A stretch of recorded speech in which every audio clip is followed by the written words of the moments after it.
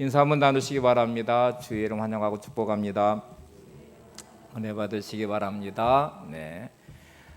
세월이 참 빨리 흘러서 이제 2021년 6월 마지막 주일이 됐습니다. 우리 6월 달에 영적 하프타임의 시간을 좀 가져보자 말씀을 드렸고 좀 점검하는 시간도 가졌는데요. 오늘 이 마지막 주를 2021년 이제 7월 달에 꼭 이제 후반전으로 가듯이 시작하는 시점인데 말씀으로 축복하고 싶어서 오늘 본문을 선택했습니다. 새벽에 민수기를 보고 있는 중이어서 이 말씀이 더 가슴에 와닿기도 했습니다. 오늘 말씀을 통해 여러분의 인생에 하나님의 은혜가 또 축복이 넘치시기를 바랍니다. 오늘 결혼식에서 있었던 일인데 이제 신랑 신부가 다 예수 믿는 이제 분들이어서 기독교식으로 결혼은 진행이 됐고요. 사회자를 세우고 목사님이 주례를 서는 형식이었는데 어떤 가까운 지인이 기독교식으로 하는 이제 결혼식이기도 해서 축복하는 마음과 또 말씀으로 이 결혼식을 시작했으면 좋겠다는 생각이 들어 메모지에다가 축복의 간단한 말을 쓰고 사회자에게 성경 한 구절을 적어주면서 이 말씀으로 결혼식을 시작하면 좋겠다 하는 제안을 했어요. 전해준 말씀이 요한일서 1장 18절 말씀이었습니다. 그 메모지에 적혀있는 성경 구절의 이 성경의 내용은 사랑 안에 두려움이 없고 온전한 사랑이 두려움을 쫓나니 하는 말씀이었어요. 정말 이 축복하는 이 마음이 잘 전달이 돼서 이 사랑하는 부부가 하나님의 사랑 안에서 늘 거하고 이렇게 닥치는 현실의 여러 가지 많은 어려움들, 염려, 두려움들이 그 주님의 사랑 안에서 잘 이겨내기를 또 둘이 깊은 사랑 가운데 하나가 되어서 그 사랑으로 또 아름답고 행복한 기쁨과 행복이 넘치는 가정 되기를 소망하는 마음으로 준 이제 말씀이기도 하죠. 사회자가 이걸 딱 받고 나서 이제 축하의 메시지를 전해준 다음에 이제 말씀으로 축복하는 게 참 좋겠다. 그래서 이제 말씀을 찾았는데 사회자가 긴장을 좀 했던 것 같아요. 그리고 이제 이 핸드폰으로 이 어플 성경 어플을 통해서 성경을 찾았는데 요한일서 4장 18절을 요한복음 4장 18절로 착각을 해서 요한복음 4장 18절을 찾아서 이렇게 읽었습니다. 너에게 남편이 5이 있었고 지금 있는 자도 내 남편이 아니니 내 말이 참되도다. 결혼식장은 충격의 도가니에 빠졌습니다. 마치 신부를 당해서 야, 너 남편 5이 있었잖아. 근데 그 남편도 네 남편 아니고 지금 네 옆에 서 있는 신랑도 네 남편이 아니야. 뭐 이런 말이 돼버렸잖아요. 이게 얼마나 큰 충격이 되겠어요. 이 말씀도 잘 적용하는 게 중요한 것 같아요, 여러분. 여러분의 삶에 적재적소의 말씀이 늘 생각나고 또 말씀이 능력이 되고 적용이 되는 삶이 되시기를 바랍니다. 자, 오늘 말씀은 이제 우리가 2021년 이제 하반기를 시작할 때 하나님이 축복하시는 말씀인데 하나님 이 말씀대로 내 인생 가운데 이루어지기를 소망합니다. 이렇게 좀 여러분 마음이 옥토 같은 마음 되셔서 말씀으로 받아서 여러분의 삶의 복으로 누려지시기를 바랍니다. 자, 오늘 본문을 좀 이해하려면 앞에 있는 내용을 좀 살펴봐야 돼요. 민수기를 딱 펼치시면 인구조사가 나옵니다. 인구조사는 이제 뭐를 위한 인구조사냐면 시내산을 출발해서 광야를 지나 가나안으로 가기 위해서 이 행렬이 필요한데 인구조사는 20세 이상 된 남자의 수를 계수해서 어떻게 하나님이 명칭을 붙이냐면 여호와의 군대다 이렇게 이름을 붙여서 이제 출발을 시키려고 하세요. 이 말씀은 야 너희들이 이제 시작하는 이 행렬의 시작은 가나안을 향해 약속의 땅을 향해 가는데 광야도 지나야 되고 수많은 적들도 아마 만나게 될 텐데 싸움을 해야 될 전쟁을 해야 될 거야. 그런데 너희들은 너희들의 힘으로 싸우는 게 아니라 여호와의 군대야, 나의 군대야. 내가 너희들과 함께 할 것이고 이 전쟁에 반드시 승리하게 해서 약속의 가나안 땅으로 들어가게 할 거야 하는 하나님의 이 약속이기도 하죠. 그래서 숫자를 다 센 다음에 이거를 여호와의 군대라고 이름을 붙였습니다. 그리고 또 다른 하나를 했는데 성막을 하나님이 허락해 주셨잖아요. 우리로 말하면 성전을 주셔서 예배 중심의 삶이 되게 했는데 성막이 정중앙에 있고 진을 칠 때에는 12지파를 각각 3지파씩 동서남북으로 나눕니다. 유다지파를 중심으로 해서 다 12지파를 나눈 다음에 배치를 할 때에 항상 성막을 보면서 머물도록 했어요. 그래서 그들은 항상 눈을 뜨고 생활하고 잠들 때까지 늘 성막을 바라보면서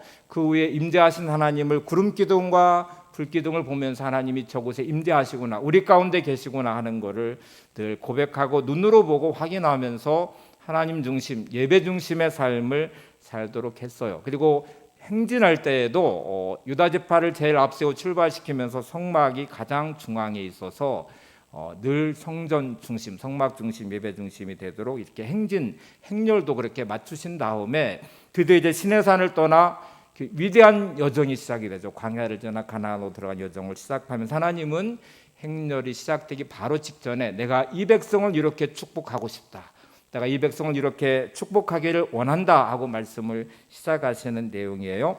민수기 6장 22절 23절을 보겠습니다. 여호와께서 모세에게 말씀하여 이르시되 아론과 그의 아들들에게 말하여 이르기를 너희는 이스라엘 자손을 위하여 이렇게 축복하여 이르되. 자, 이제 하나님이 이스라엘 백성을 내가 이렇게 축복하기를 원하니까 아론하고 그의 아들들 제사장들을 통해 이스라엘 내 백성을 이렇게 축복을 해라 하고 말씀하는데, 시제로 보면 이 축복은 과거에도 있었고 현재에도 있고 미래에도 계속 내가 이렇게 내 백성을 축복하기를 원한다는 말씀에 의미가 들어 있습니다. 그 축복의 내용은 어떤 내용일까요? 자, 민수기 6장 24절에서 26절을 보겠습니다.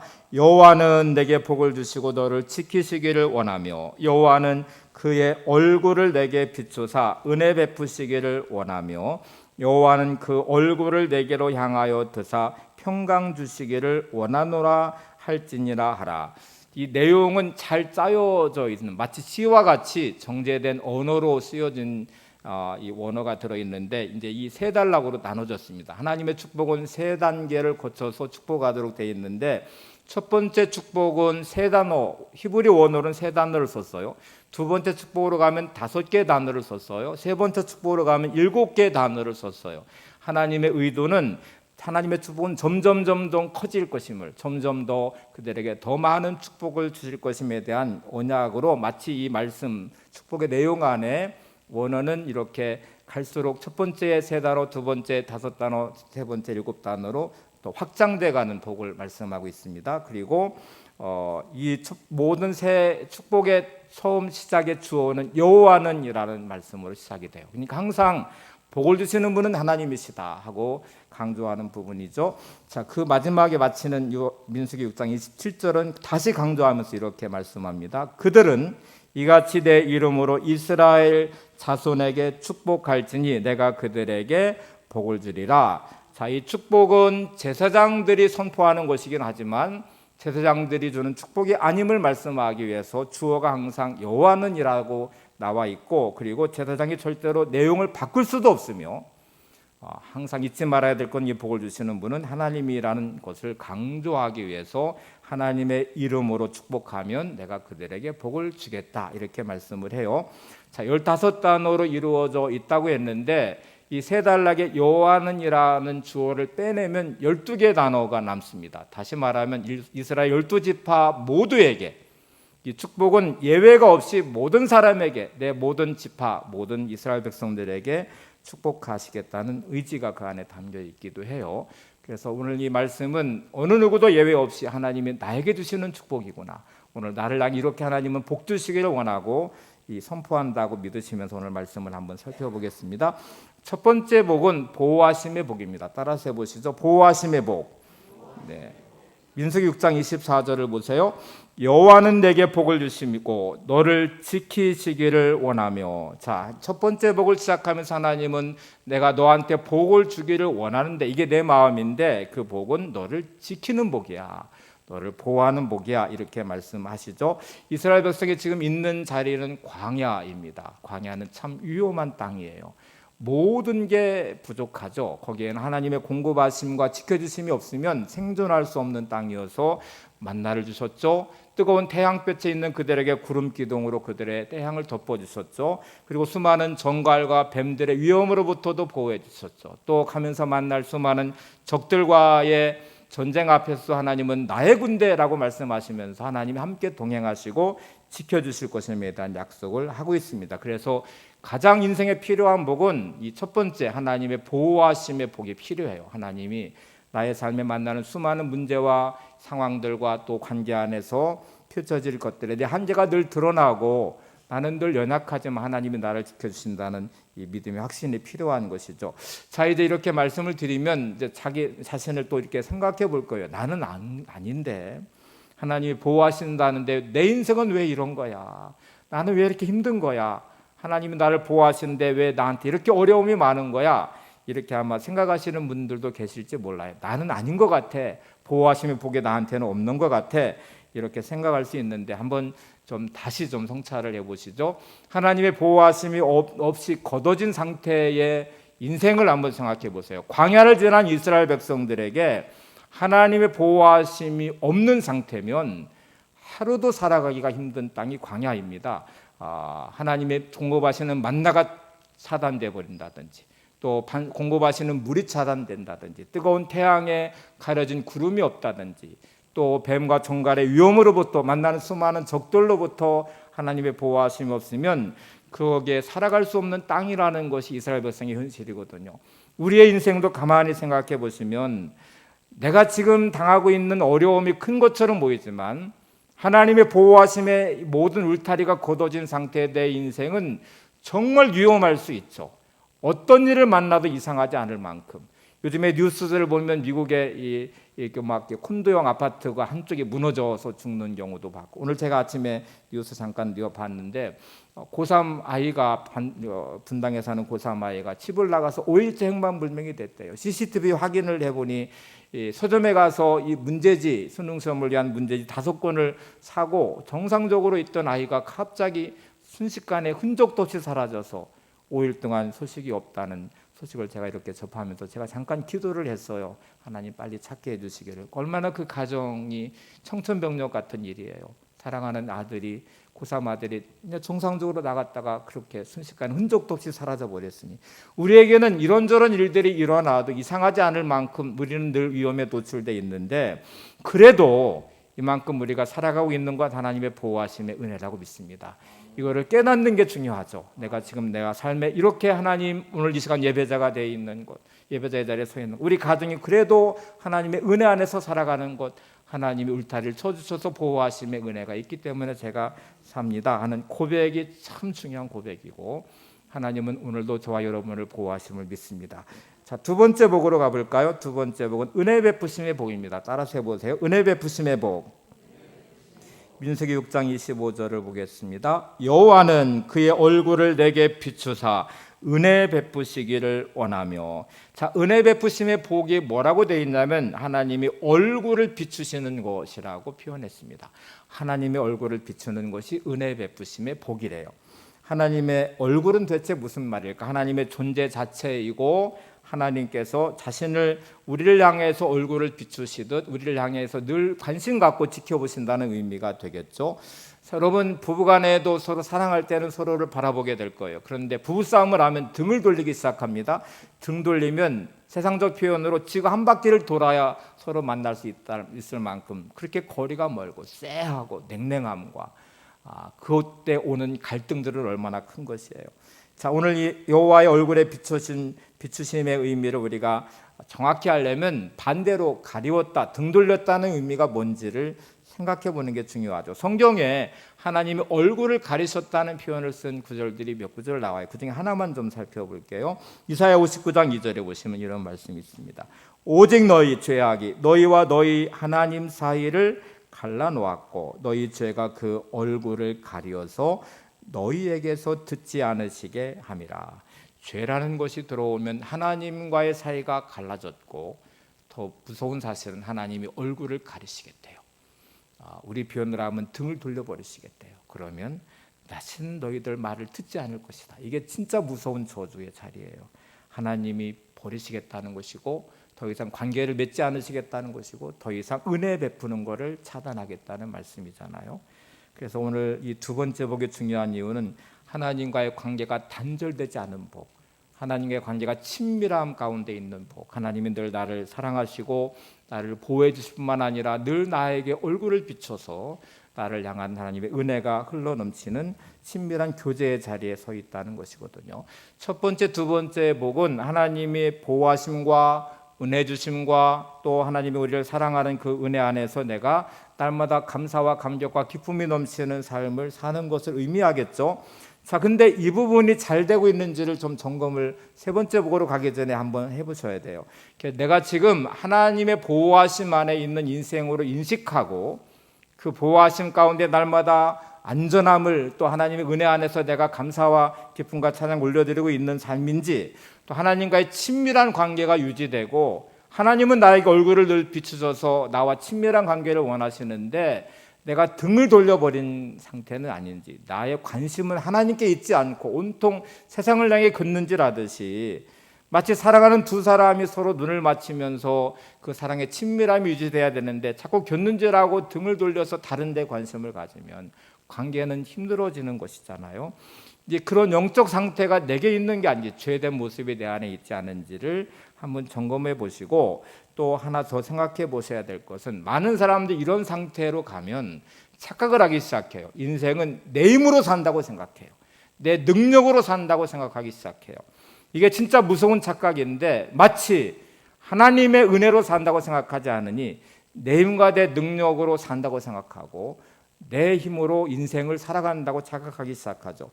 이런 말이 있더라고요. 긍휼의 마음으로 베풀고 나누면 그 혜택을 누린 사람이 나중에는 자기의 권리라고 생각한다.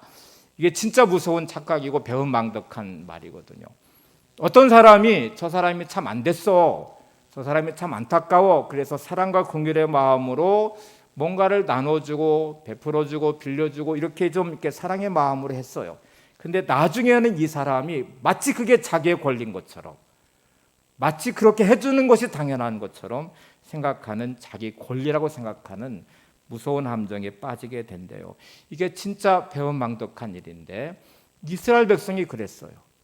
출애굽하는 그들은 애굽에 종살이했던 그들이 너무 힘들어 하나님께 탄식하고 구원해 주시기를 그렇게 기도해서 하나님이 그들을 구원해 주셨고 출애굽을 해주셨고 홍해를 가르셨고 만나를 주시고, 그러면서 광야를 행진하는 그들의 하나님의 보호하심 안에 있는 그 은혜, 첫 번째 복과 두 번째 복이 임했잖아요. 근데 그들은 이 하나님이 하늘의 양식으로 만나를 매일매일 하늘에서 내려주셨는데 처음에는 감격했죠. 자신들이 농사 지은 것도 아니고 자신들이 수고에 거두어진 양식도 아닌 하늘의 양식이 내려진 만나를 보면서 너무너무 감격한 그들은 만우 이게 뭐야 하고 막 그 감동과 감격으로 고백했던 그 만나가 어느 순간에 우리는 만나밖에 못 먹어, 애굽에 있을 때는 고기도 먹었잖아, 채소와 부추도 먹었잖아, 이러면서 막 그 만나밖에 먹지 못하는 자신들의 인생을 비관하고 원망하고 불평하는 그들의 모습이 고스란히 민수기에 들어있거든요. 우리가 살아가면서 어느 순간부터 자기 인생에 대해서 불평이 시작이 돼요. 내 인생은 이게 뭐야? 구걸하는 한 거지가 있었대요. 그 거지가 매일매일 구걸하는데 어떤 사람이 그 사람이 참 안 돼서 지나갈 때마다 일정 금액의 돈을 후원하듯이 지폐로 후원을 시작했어요. 근데 몇 달이 지나도록 그 거지는 그 구걸하는 사람은 한 번도 그 사람의 얼굴을 쳐다보지도 않고 고맙다는 말도 하지 않고 그랬어요. 근데 어느 순간부터 이 사람이 오지 않는 거예요. 돈을 주지 않는 거예요. 몇 달이 지난 다음에 이 사람이 다시 와서 다시 후원 지폐 한 장을 거기 바구니에 넣었어요. 그때서야 얼굴을 쳐다보고 나서 이렇게 말을 걸었어요. 무슨 일이 있었어요? 이 사람이 말하기를, 저한테 어려움이 있었습니다. 돈과 연관된 어떤 관계가 있었는데 그 사람이 돈 문제가 어려워지면서 제 생활도 많이 힘들어졌고 제가 정말 힘들고 어려운 몇 달의 시간을 보냈는데 다행스럽게 돈 문제가 잘 풀려서 다시 좀 여유가 생겼습니다. 그래서 제가 이렇게 도와드리려 후원하는 겁니다. 그랬더니 이 사람이 이렇게 말했습니다. 그러면 몇 달 동안 내 돈으로 생활한 거네요? 거지의 말이에요. 지난 몇 달 동안 후원하지 않은 것을 마치 자기의 권리처럼 생각했어요. 그래서 몇 달 동안은 내 돈으로 생활한 거네요 라고 말을 했습니다. 말이 안 되죠? 배은망덕하죠? 긍휼의 마음으로 베푼 사랑이 어느 순간부터 나의 권리가 됐어요. 그리고 더 이상 후원하지 않는 그 사람에 대해 섭섭함을 드러냈고, 그리고 마치 그렇게 생활한 몇 달의 시간은 내 돈으로 생활했다고 말하는 이 뻔뻔스러움이 이 거지에게 있었어요. 근데 가만히 생각해 보세요. 저와 여러분은 이 땅에 빈몸으로 태어나서 하나님이 주신 것을 누리며 삽니다. 내 것이 있습니까? 생명이 하나님이 주신 것이죠. 여러분의 삶은 하나님의 보호하심과 주심의 은혜 안에서 살아가요. 근데 어느 순간부터 내 권리라고 생각해요. 하나님을 향해서 왜 내 인생은 이런 거예요? 왜 나한테는 안 주시는 거예요? 어떻게 내 인생을 이렇게 할 수 있어요? 라는 자기의 어떤 권리로 생각하는 주장들, 불평과 원망이 다 그런 데서 나오는 것이거든요. 여러분, 거지의 태도를 보면서 내 돈으로 생활했네요 라고 말하는 게 말이 안 되죠. 여러분, 내 것으로 생활했습니까? 내 힘과 능력으로 생활했나요? 다 하나님의 보호하심과 베푸신 은혜로 생활했어요. 근데 어느 순간부터 나는 나의 권리라고 생각해요. 내 인생이 억울하다고 생각해요. 분하다고 생각해요. 어떻게 내 인생이 이럴 수 있냐고 항변하기 시작해요. 이게 진짜 배은망덕한 것 아니에요. 욥에 있는 모든 것을 하나님이 거둬가시는 순간에 욥의 첫 번째 고백은 내가 적신으로 나와서 적신으로 돌아갑니다. 내가 빈몸으로 나왔다가 하나님께로 갈 때 빈몸으로 가는 것. 주신 분도 하나님이시고 거둬가시는 분도 하나님이시니 하나님께 영광을 돌립니다. 이게 욥의 첫 번째 고백이었어요. 그게 정상 아니에요. 우리가 그런 마음으로 살아야 되죠. 여러분, 이 첫 번째, 두 번째 복이 중요함을 아셔야 됩니다. 내가 오늘도 이렇게 살아가는 것 하나님의 보호하심이 있기 때문에 그래요. 내가 오늘도 이렇게 어쩌면 누리며 살아가는 결핍이 있고 부족함이 있는 것 같지만 오늘도 이렇게 내가 살아가고 있는 모든 것 하나님의 공고하심의 은혜가 있기 때문에 그래요. 이거를 잊지 않는 게 중요합니다. 자, 그래야 우리가 세 번째의 복으로 갈 수 있어요. 여러분, 이 두 가지 복을 잊지 마시기를 바랍니다. 세 번째 복은 평강 주심의 복입니다. 따라서 해보세요. 평강 주심의 복.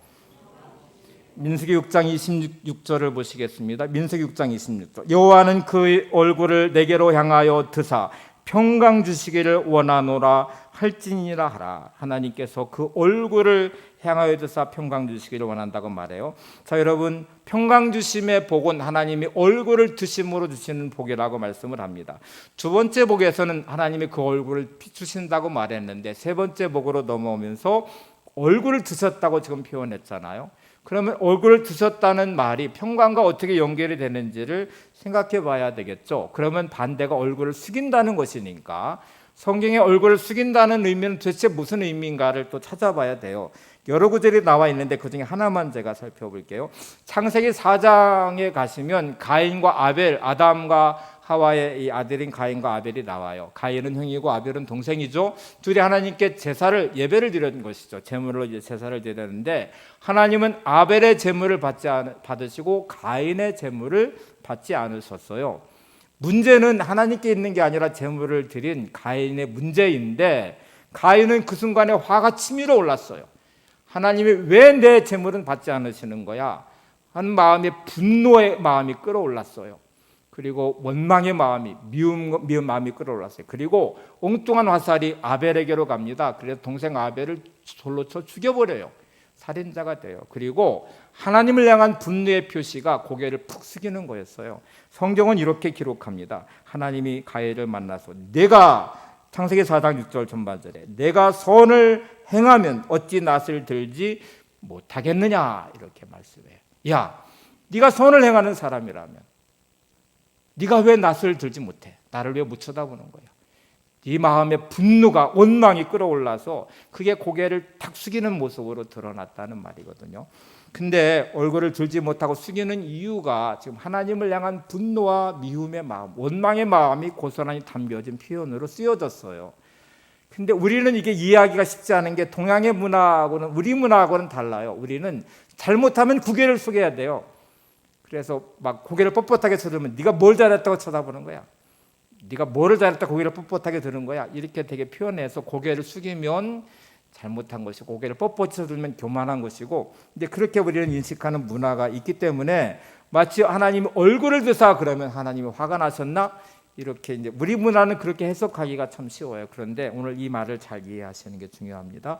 자, 이제 좀 이 설명을 드리기 전에 이 문화의 차이 때문에 겪는 어려움들이 많대요. 특별히 이민 가는 이 세대들이 많대요. 어른들은 뭐 그렇게 막 부딪히는 문제가 없는데 이제 학교 다니는 아이들, 동양권에 있는 이 아이들, 우리나라에서는 뭐가 잘못하면 선생님이든 부모님이든 고개를 푹 숙이고 있어야 반성하는 거예요. 그래서 고개를 이렇게 쳐들면 야, 네가 뭘 잘했다고 얼굴에 뻣뻣하게 쳐들고 나 쳐다봐. 또 고개 숙여. 이렇게 되게 말을 하고 시작하잖아요. 근데 서양은 정반대 문화예요. 성경적 문화가 있기 때문에 그런데요. 그래서 만약 학교에 가 선생님이 훈계를 할 때, 말을 할 때 고개를 푹 숙이고 있으면 이렇게 말한대요. 야, 너 지금 나한테 화난 거 있어? 왜 나를 안 쳐다보는 거야? 너 지금 나를 무시하는 거야?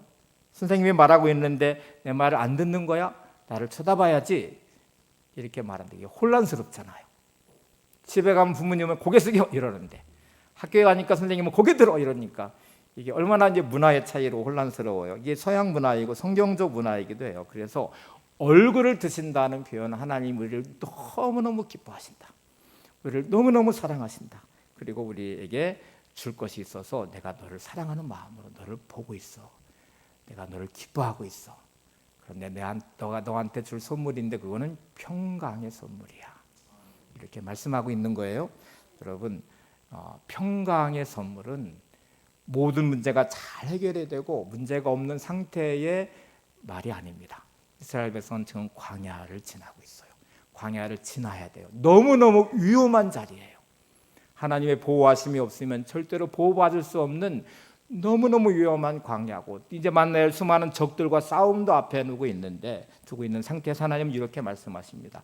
내가 얼굴을 드셨다는 표현은 내가 너를 너무너무 좋아해.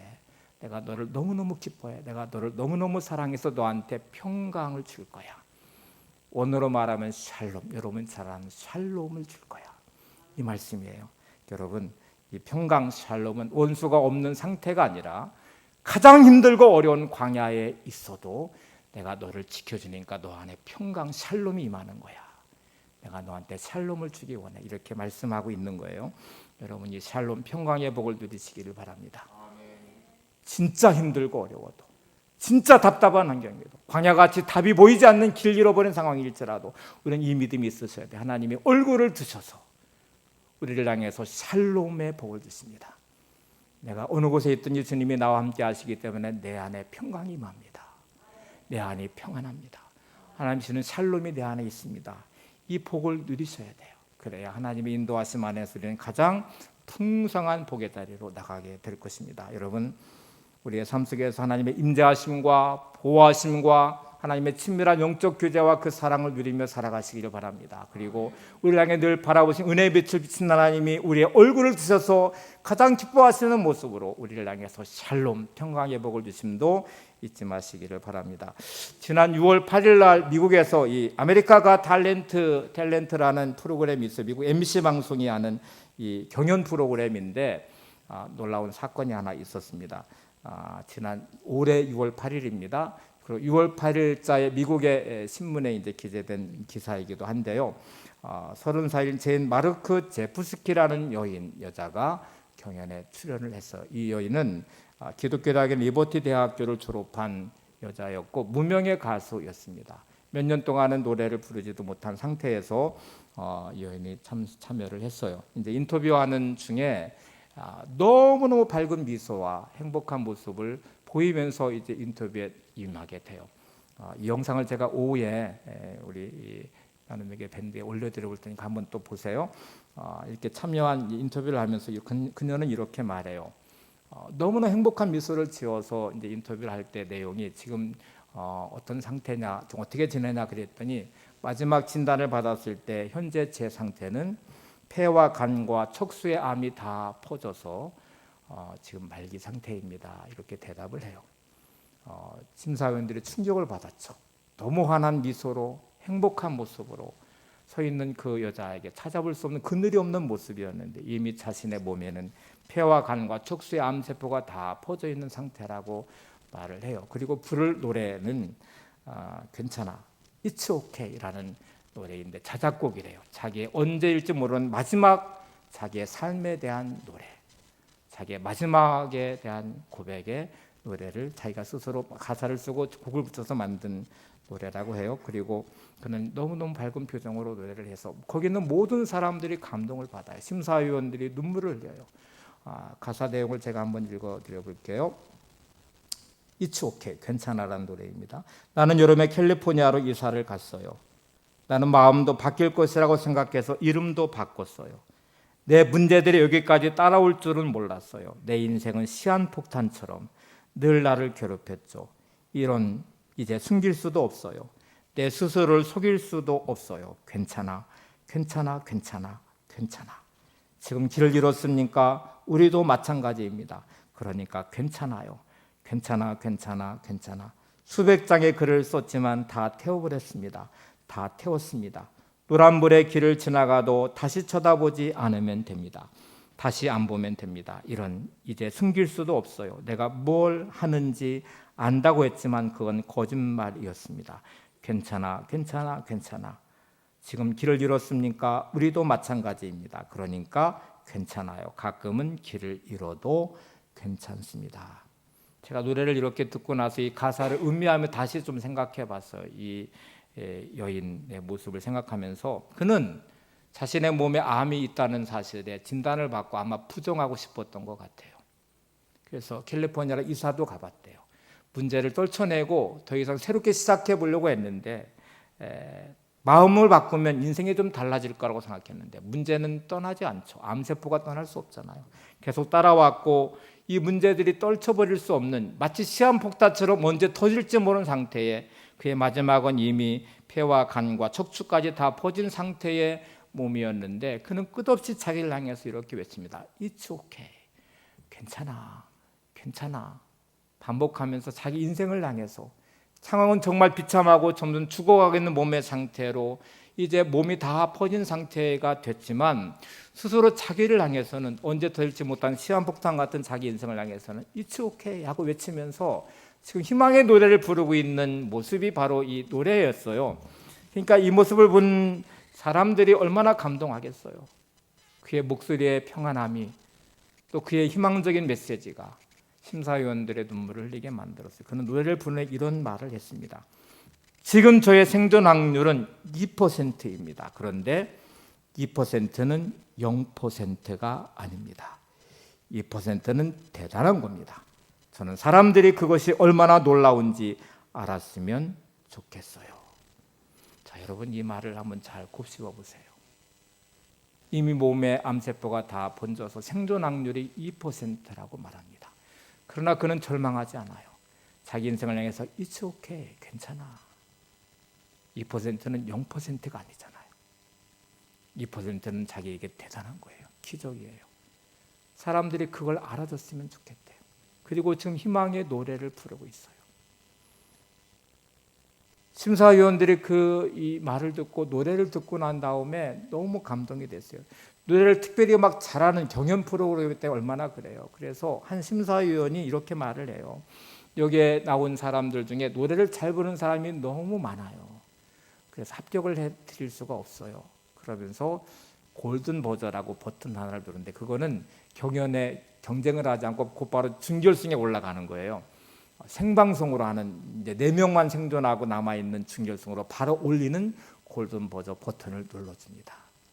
그리고 꽃가루가 내리게 되고 이 여인은 주저앉아서 눈물을 흘리며 얼굴을 감싸고 감격의 눈물을 흘리는 장면의 모습이 이제 그 영상에 담겨져 있어요. 여러분 지금 광야를 지나고 있습니까? 힘들고 어려우신가요? 희망이 보이지 않습니까? 제인 마르코 제프스키의 말을 좀 기억해 보세요. 온몸에 암이 퍼져서 생존 확률 2%. 누군가는 자기 안에 있는 결핍을 가지고 말할 겁니다. 내 인생은 왜 이래? 나만 왜 이렇게 힘든 거야? 내 삶은 왜 이렇게 고통스러운 거야? 근데 여러분 이 여인의 고백, 제인 마르코 제프스키의 말을 다시 곱씹어 보세요. 저에게 생존 확률은 2%인데 그건 0%가 아니잖아요. 그건 대단한 겁니다. 사람들이 이걸 알아줬으면 좋겠어요 라는 말은 여러분의 주어진 하나님의 은혜를 헤아려 보세요. 지금 내 삶이 불평과 원망할 자리입니까? 생존 확률 2%인 이 한 여인의 고백을 보세요. 그건 0%가 아니잖아요. 아직 나는 죽지 않았잖아요. 시한폭탄처럼 언제 터질지 모르지만 나는 저를 향해서 이렇게 말합니다. It's okay. 괜찮아. 괜찮아. 괜찮아. 끝없이 자기를 향해서 말하며 희망을 노래하고 있는 이 여인. 그리고 그는 심사위원들의 평가의 마지막에 이런 고백도 해요. 저는 인생이 쉬워질 때까지 기다릴 수 없습니다. 내가 먼저 행복해지기로 결심해야 합니다. 생존 확률 2%를 붙잡고 절망할 수 없습니다. 저에게는 그렇게 인생을 낭비할 시간이 없어요. 인생이 쉬워질 때까지 기다릴 수 없어요. 저는 오늘 이 시간에 행복해지기로 결심해야 돼요. 오늘 이 시간 하나님이 주신 은혜 안에서 제가 살아야 돼요. 이런 고백이잖아요. 여러분 광야를 지르는 우리 인생은 쉬울 수 없습니다. 문제없는 인생이 없어요. 어느 누가 내 인생은 쉬워 이렇게 말하나요? 어느 누가 나는 인생에 문제가 하나도 없어 이런 말을 하나요? 어느 누가 내 인생은 내가 원하는 대로 돼 이렇게 말할 수 있는 인생이 있습니까? 다 자신의 광야를 지나고 있어요. 다 수없이 많은 문제들을 만나고 있어요. 근데 우리는 외쳐야 돼요. 희망의 노래를 부르셔야 돼요. 하나님이 나와 함께 하시잖아요. 하나님이 보호하시잖아요. 하나님이 얼굴에 빛을 비춰서 우리에게 은혜 주시잖아요. 얼굴을 드셔서 우리를 기뻐하시면서 샬롬, 평강의 복을 주시잖아요. 그래서 여러분 믿음으로 일어서시기 바랍니다. 희망의 노래를 부르시기 바랍니다. 하나님의 은혜를 고백하면서 하나님이 어떤 분이신지를 아셔야 돼요. 하나님 우리를 절대로 버리지 않으시는 하나님이세요. 얼마나 사랑하시는지를 보여주신 게 주님의 십자가잖아요. 자신의 목숨을 내주시면서 우리를 구원하신 주님의 십자가의 사랑이 우리 가운데 있어요. 그래서 우리가 새로운 비전을 됐고 오늘 예배자가 됐고 하나님의 자녀가 됐습니다. 나는 주님의 목숨값으로 오늘도 이 은혜를 드리고 있구나. 주님의 목숨값을 지불한 십자가의 사랑 안에서 내가 이렇게 하나님을 향한 예배자가 되어 있구나. 그 보호하심의 은혜가 되게 있구나. 성령님이 말할 수 없는 탄식을 위해서 진히 간구하시는 기도가 있으시대요. 충보하신대요. 우리 안에 내주하시고 우리와 함께 하시겠대요. 창조자 하나님이 우리를 만들어주시고 우리의 생명을 주신 하나님이 우리를 향해서 사랑하신대요. 우리를 지켜주시고 보호해 주시겠대요. 얼굴빛을 비춰서 우리에게 은혜 주시겠대요. 얼굴을 비춰서 우리를 기뻐하시는 모습으로 내가 너에게 샬롬을 주기 원한다. 평강 주기 원한다고 말씀하시잖아요. 자, 이제 마지막으로 이 하나님의 복은 말씀으로 주어졌다는 것입니다. 아론과 제사장들에게 이렇게 내 말을 전해라. 내가 너를 이렇게 복 주기를 원한다. 축복해 주기를 원한다. 하나님은 말씀으로 이스라엘 백성을 축복해 주셨고 그 말씀을 신실하게 자신의 이름을 걸고 지키시겠다고 약속하십니다. 오늘 우리는 이렇게 말씀을 들었습니다. 제사장이 선포하는 말씀이지만 제사장의 말이 아니잖아요. 오늘 제가 설교하지만 이게 제 말이 아니잖아요. 하나님 말씀을 대언하고 있잖아요. 여러분 이 말씀을 붙잡으시기 바랍니다. 그리고 그 말씀대로 이루어지기를 소망하면서 고백하시고 기대하시기 바랍니다. 다시 이 말씀을 여러분을 축복하겠습니다. 민수기 6장 24절에 26절 여호와는 내게 복을 주시고 너를 지키시기를 원하며 여호와는 그의 얼굴을 내게 비추사 은혜 베푸시기를 원하며 여호와는 그 얼굴을 내게로 향하여 드사 평강 주시기를 원하노라 할지니라 하라. 오늘 이 말씀을 붙잡고 이제 2021년 하반기를 시작하는 여러분에게 이 복이 임하시기를 바랍니다. 이 열매를 거두며 승리하시기를 바랍니다. 하나님의 약속 찬양 함께 부르시고 기도하겠습니다.